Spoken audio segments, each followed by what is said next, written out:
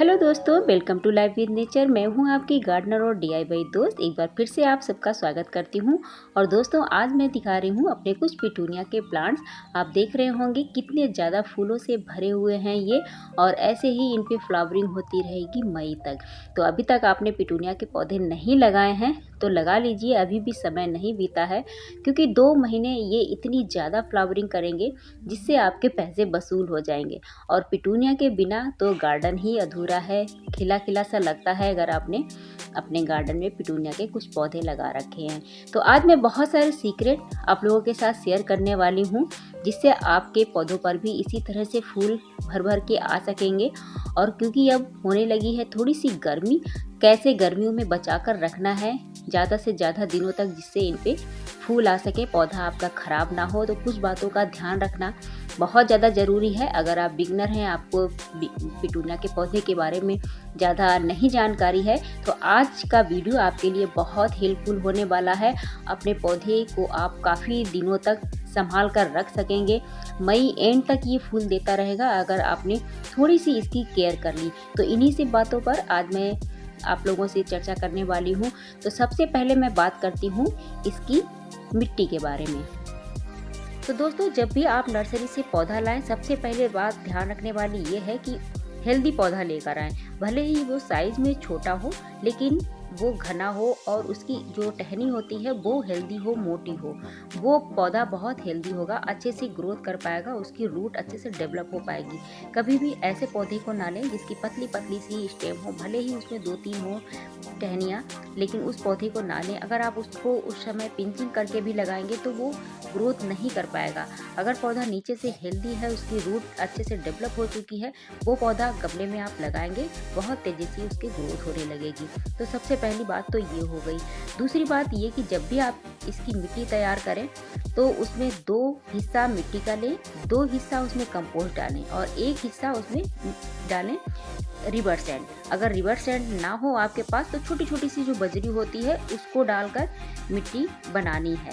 तो मिट्टी का जो रेशियो है इस तरह से रखें और गमले को वेल ड्रेन रखें, कभी भी उसमें पानी जमे ना, कभी रुके ना। तो आपका पौधा बहुत अच्छे से ग्रोथ करेगा, कोई भी उसमें फंगस नहीं लगेगा पानी अगर उसमें जमा नहीं होगा। मिट्टी उसकी हमेशा भुरभुरी रहनी चाहिए, बिल्कुल गीली और चिपचिपी बिल्कुल ना रहे, नहीं तो पौधा ग्रोथ नहीं करेगा और उसकी धीरे धीरे से जो टहनियाँ हैं उनमें फंगस लगनी शुरू हो जाएगी, पत्तियों में फंगस लगना शुरू हो जाएगा और पौधा वो ग्रो नहीं कर पाता है। तो इसकी मिट्टी वेल ड्रेन होगी तो इसमें इसकी जड़ें अच्छे से ग्रोथ कर सकेंगी। चलिए दोस्तों, अब बात होती है इसकी दूसरी कि इसको पानी किस तरह से देना है और इसमें क्या जो सबसे ज़्यादा ध्यान रखने वाली बात है जिससे ये पौधा बहुत तेज़ी से ग्रोथ करे और उसमें बहुत ज़्यादा कलियाँ बने, तो इसको कौन सा ऐसा फर्टिलाइज़र देना है।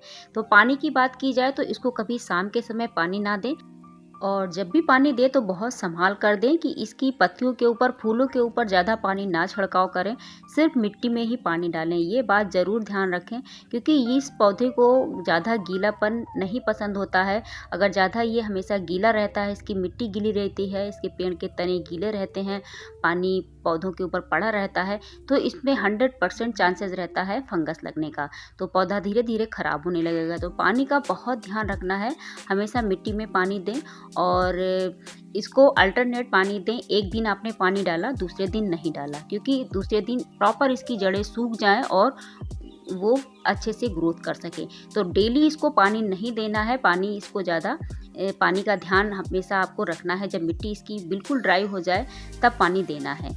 तो हर अल्टरनेट पानी देंगे तो ये आपकी प्रॉब्लम नहीं रहेगी कि आपको कब पानी देना है या कब नहीं देना, और मॉर्निंग में ही पानी दें। तो दूसरी बात अब ये है कि इसकी पिंचिंग करते रहना चाहिए। जैसे ही इसके ये फूल सूख जाते हैं, 2 दिन तक इसके फूल बहुत अच्छे से खिले रहते हैं। अगर हल्की धूप आ रही है तो 3 दिन तक भी खिले रहते हैं, लेकिन जैसे ही चौथा दिन लगे आप इन फूलों को हटा दें। जब पुराने फूलों को हटा देंगे तो नए फूल और तेज़ी से उगेंगे, नई कलियाँ और ज़्यादा बनेंगी। और इन फूलों को हटाना इसलिए भी ज़्यादा ज़रूरी है क्योंकि जब ये फूल लगे रहेंगे और उनके ऊपर की जो फूल होते हैं वो सूख कर हट जाते हैं तो वो नीचे से बीज बनाने लगते हैं। इनके बीच में जो एक कली सी बनी रहती है उसमें बीज ग्रोथ होने लगते हैं, तो वो प्रक्रिया नहीं होने देना है, क्योंकि फिर फूल ज़्यादा नहीं बन सकेंगे। पौधा बीज बनाने में अपनी एनर्जी लगाने लगेगा। तो अभी आपको इसमें फूल आने देना है, तब तक इसको बीज बनने का प्रोसेस नहीं होने देना है। तो इसकी पिंचिंग बहुत ज़्यादा ज़रूरी है सूखे फूलों की। तो सूखे फूल आप हमेशा टाइम से हटाते रहें इनको, और संभाल कर हटाएं, बहुत खिंचाव करके ना हटाएं। और मिट्टी इसकी हमेशा इस तरह से रखें कि देखिए ना ही गीली है और ना ही सूखी है। इस तरह से मिट्टी इसकी हमेशा रहेगी तो पौधा बहुत हेल्दी रहेगा। अब बात करते हैं इसको कौन सा फर्टिलाइज़र देना है और किस समय देना है, जिससे इस पौधे को अच्छा न्यूट्रिशन मिल सके और ये पौधा बहुत तेज़ी से फूल और कलियां बना पाए। तो देखिए, जब तक पौधा छोटा है तब तक आप इसको 15 दिन में एक बार फर्टिलाइज़र देंगे। और जब भी मिट्टी में तो डाल के आपने लगाया ही है 0.5%, लेकिन हर 15 दिन के बाद इसको एक लिक्विड फर्टिलाइज़र आपको देना है। और जब पौधा काफ़ी बड़ा हो जाए, इस तरह फूलों से भर जाए, जिस तरह से आप देख रहे हैं मेरे पॉट में भरे हुए हैं फूल, उस तरह से फूलों से भरा हुआ पॉट हो तो आपको हफ्ते में एक बार इसमें फर्टिलाइज़र डालना है। तो दोस्तों, मैं इसमें डाल रही हूँ जो फर्टिलाइज़र वो है ये पोटास। इसको हर हफ्ते मैं देती हूँ। जैसे कि 1 चम्मच मैंने पोटास को लिया और पानी में भिगोकर इसको रख दिया रात भर के लिए। अब आप देख रहे होंगे इतनी बड़ी स्पून है और इसमें इसको भरकर मैंने लिया और उसको पानी में अच्छे से घोल कर रखना है रात भर के लिए। इसको तुरंत नहीं डालना है, ये बहुत ध्यान देने वाली बात है। अगर आप तुरंत इसको पौधे में डाल देंगे तो पौधे की जड़ें सारी ख़राब हो जाएंगी, पौधा ख़राब हो जाएगा। तो इसको ओवरनाइट सोख करके रखना है। और उसके बाद एक जो बड़ा वाला पॉट है, जिस तरह से आप देख रहे हैं जिसमें वाइट पिटूनिया लगा हुआ है, इस वाले पॉट में इसमें इसका 4 गुना पानी मिलाकर डाल देना है। तो 1 चम्मच ही डालना है। अगर आपके पास पोटास नहीं है तो उसकी जगह आप अपने किचन का जो फर्टिलाइज़र है बहुत बेस्ट है, ये भी उसी की तरह काम करता है, उसको ले लेना है। और आप देखेंगे बहुत अच्छे फूल आएंगे। इसको भी आप डालकर देख सकते हैं। तो इतना बड़ा एक बड़े साइज़ का ऑनियन लेना है और उसका जो छिलका ऊपर का होता है सूखा वाला, उसको ही लेना है। अंदर का गीला वाला पार्ट नहीं लेना है, ऊपर सूखे छिलके का यूज़ करना है। और बड़े साइज़ का एक प्याज का छिलका लेना है। तो इस तरह से देखिए इतना सारा ये है, लेकिन ये बहुत जादुई पिटारा है, बहुत ही जादू का ये खजाना है। इस तरह से पानी में भिगोकर इसको भी एक रात के लिए रखना है। अच्छे से जब ये भीग जाएगा, इसका सारा जो रस है वो पानी में आ जाएगा, तभी इसको यूज़ करना है, तुरंत इसको भी नहीं यूज़ करना है। तो ऐसे इसको भिगोकर मैं रख देती हूँ पानी में रात भर के लिए।